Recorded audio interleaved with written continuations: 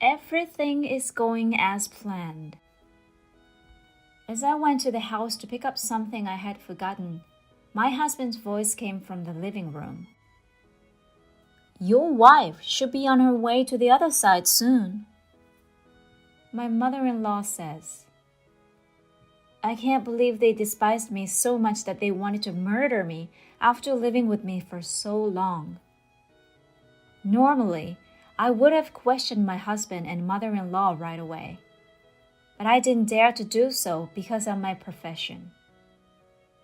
I began my fight to expose them for the evil they had done the next day. Kathy Smith is my name. Ryan, my husband, is 3 years older, and we married 3 years ago. We met at my husband's workplace during a traffic safety class. At the time, I was a police officer in the traffic division. It was my first traffic safety class, and I was nervous because I was not used to speaking in front of large groups of people. I was impressed by the way he talked to me to calm me down. We became good friends as it was, but despite being married for many years, we still did not have children. I wanted to have children as soon as we married, but Ryan wasn't so sure. Raising a child is expensive, so maybe after we have a little more money saved up. He said so, but since we both work, I'm sure he's not concerned about money. But every time we discuss children, he dismisses it. I am not alone in my concern about not having children. Heather, my mother-in-law, has always been concerned about our lack of children. She seemed to be looking forward to grandchildren at first, but after 3 years, she began to suspect that I didn't want children. You're not going to be young forever, so you better hurry, she said. If a woman does not bear her husband's children, she's no better than a housekeeper. It's not like I don't want to have a child. When I tell Ryan what my mother-in-law said to me, he becomes irritated. What exactly is it? Are you blaming me? I'm overworked and exhausted. If you truly desire a child, make an effort to make me feel that way. He would start saying that without fail, and he would pay close attention to my appearance. Anyway, his tastes don't suit me, and he prefers girls who dress younger. Furthermore, no matter how many times I tell him that I can't be too trendy because I don't know when I'll be called away for work, he doesn't get it. A wife who does not dress well is an unfit woman. You should think about it before complaining to me. I had no idea my husband, who had been so sweet to me before, had such terrible ideas, and I regretted marrying him. My department and work schedule changed 2 years into our marriage. It became increasingly difficult to time my husband's day off with mine, and we spent less and less time together. I knew it wasn't good for us, and even when we finally managed to schedule our time off work together, Ryan made plans with someone else. You're canceling again. You promised last week that we'd go to the movies today. Some girls at work invited me to go fishing yesterday. They said they couldn't put the bait on the hook because they were afraid. I apologize. It's part of my job. Despite his words of remorse, he has a grin on his face. As a result of my husband's selfishness, my much-anticipated plans were betrayed at every turn. I was in a bad mood and wanted to spend my day off at home. But then my mother-in-law would show up without an appointment at my house. Oh, Ryan isn't here? He went fishing. Some girls from work asked him to accompany her. I guess he'd rather play with other girls than be with you. I don't want to deal with my mother-in-law, who can say such things to me and act like she doesn't care. but I can't just leave her alone and go out. So my days off would end with her sarcastic remarks like this. You don't appear to be able to have children. You need to be more proactive. You're his wife, right? I'm doing my best as well, but it's about money, and Ryan isn't thrilled about it. Because of finances? So, how much money do you make now? I hesitated to tell her about private matters, even if she was my mother-in-law. When I told her a little less than my actual pay, she sneered, with a disappointed expression on her face. Oh my, it's surprisingly less than I thought. After all, I'm a civil servant. With such low wages, how can you want to have children? What on earth was she comparing them to? I wish she would not compare a wealthy individual to a civil servant. However, something about my mother-in-law's demeanor felt strange at the time. And the doubts I was experiencing at the time were only the beginning of the story that was to unfold. My mother-in-law began to openly bully me after that day. Her visits to my house have increased to the point where I see them half the week. When I got home from work one day, my mother-in-law entered the house using her own key and was cooking dinner. Oh my, you're a wife, but you prioritize work over family. It must be wonderful not to have children. Perhaps it was because of my sarcastic mother-in-law's meals, but I was always sick after eating. She would wake me up once when I was sleeping after a night shift. How long do you intend to stay in bed? You're not a good wife if you stay in bed until noon because of your job. This will make a man want to go out and find someone else.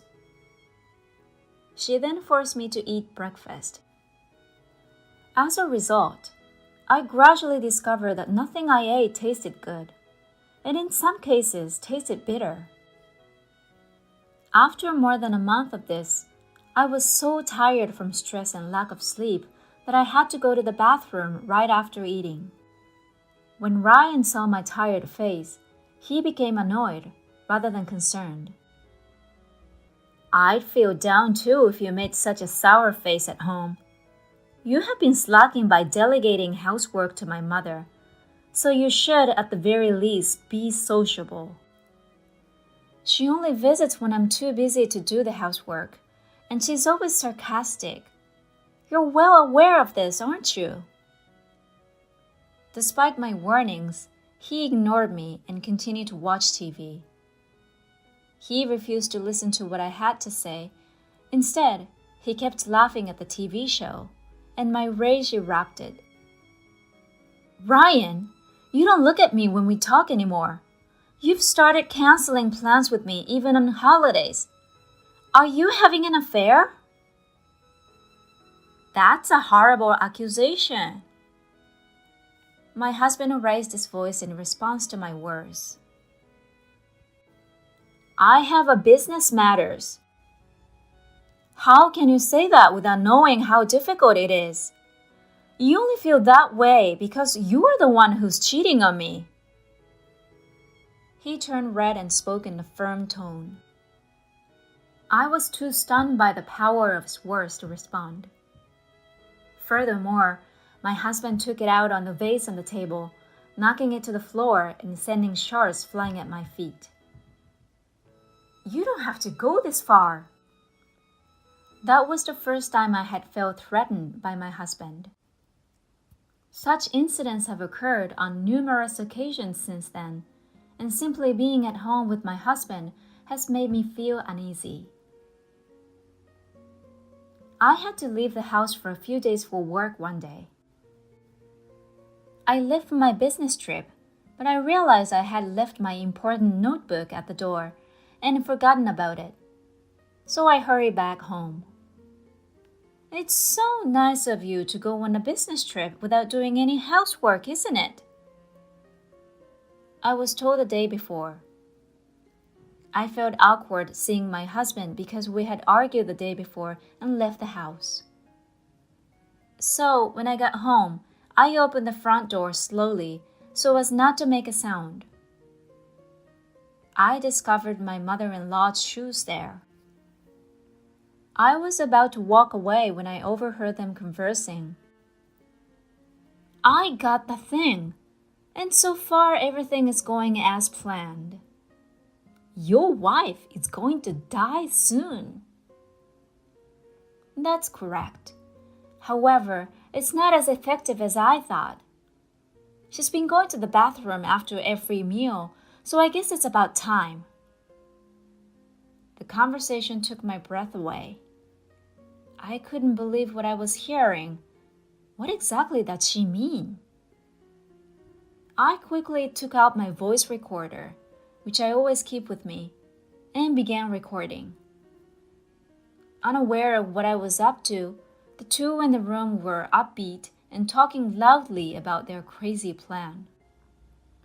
Should we increase the amount of the life insurance policy? That way, we'll be able to pay off Mom's debt, right? I'd be extremely grateful. You won't have to look at that ugly girl every day too, then.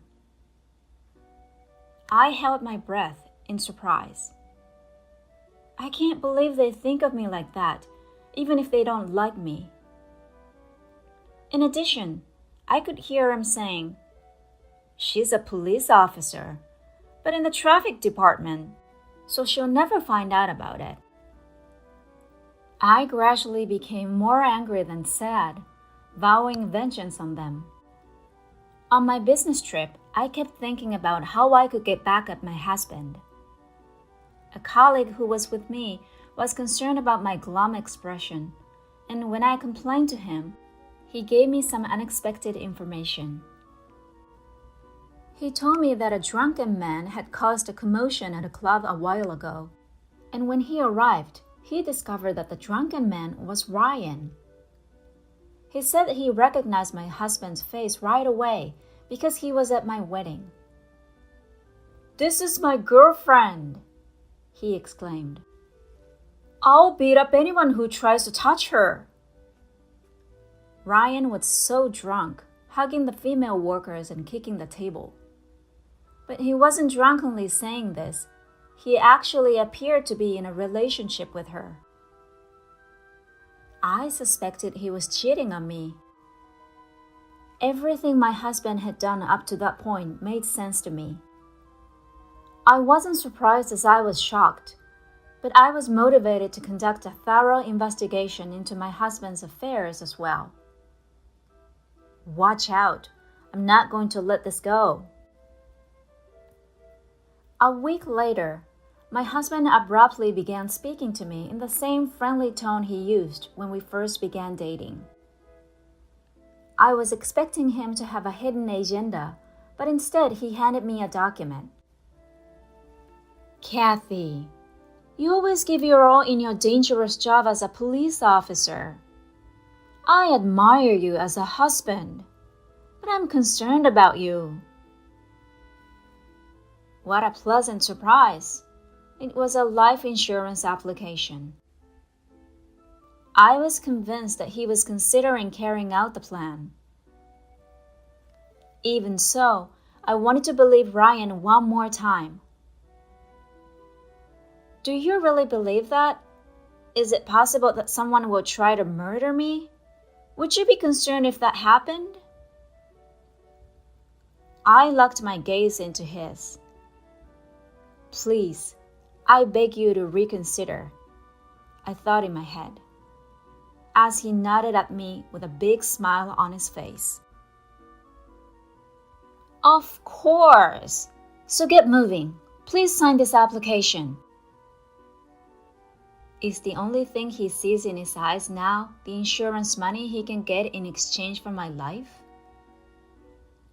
He was a scumbag to the core, but thanks to him, I felt confident in sanctioning him. In this world, you never know who's out to get you, do you? Yes, and yes! There have been so many upsetting incidents. Someone in your family, for example, has a stupid idea. Yeah. Like planning to get rid of a wife who causes problems because he wants to be with a younger woman. My husband's eyes began to swim as he became visibly upset. His dead-ridden mother tempted him to take out an expensive insurance policy on his wife and kill her. Wait a second. What the hell are you? In front of my husband, I play the voice recorder. When I play the voice recorder in front of my husband, his face distorted and became ugly as his mother-in-law's conversation and vulgar laughter began to flow out. Hey, what's up this recording? I happened to overhear it. Thank goodness I have a voice recorder. I wouldn't have it if I'd spent my entire life working in traffic. You work in the traffic division, though. I'm now in the criminal division. I also told you so. So, I guess you've been busy thinking about a woman since then, and you've been ignoring me. I slammed the photographs of the affair evidence that my husband had hidden in his room. These were the only ones I discovered while searching the house while my husband was away, and strong evidence. I don't know anything of these pictures. I don't even know who she is. I heard she works at a high-end club, the one you had a problem at. You're so cool. I heard you yelling, "She's my girl!" How much do you know about? Not sure. Concerned. He was now making excuses to his wife no matter what. My mother is to blame. When she discovered that I was dating another girl, she insisted that I marry her rather than you because of your low salary. My husband's words made sense. When my mother-in-law inquired about my salary and stated that it was low, most likely referring to my husband's girlfriend. According to the voice recorder recording and listening to the conversation, my mother-in-law owed me a substantial sum of money. It would be shallow of her to try to pay off the debt with my insurance money and from my husband's new girlfriend. So you're saying it was your mother who devised me the scheme? Yeah, I had absolutely nothing to do with it. What are you on about? It started with you cheating on her to begin with. It's disgusting to blame someone else for it. You will never be forgiven. I shouted, and my husband grabbed my chest while screaming incoherently. I grabbed him by the hand and threw him to the ground with all my might. I'm a cop. I'm used to dealing with aggressive people like you. I don't need life insurance to protect myself. My husband became weak and apologetic when he saw the handcuffs. You're arrested. I apologize. I don't know what I was doing. Please accept my apologies. I'll hear your excuses at the police station. I'll give you ample opportunity to explain. Following that, my husband and his mother were imprisoned for a time for plotting to kill me. I filed for divorce and demanded $20,000 in alimony from both my husband and his girlfriend. They may be freed soon because it was an attempted murder, but I am sure they will be fired from their jobs. And they will have a difficult life with the alimony payments and paying off my mother-in-law's debts. On the other hand, for the first time in a long time, I'm enjoying living alone. I've been forced to live in a small space, so I decided to stretch out and spread my wings for a little while longer.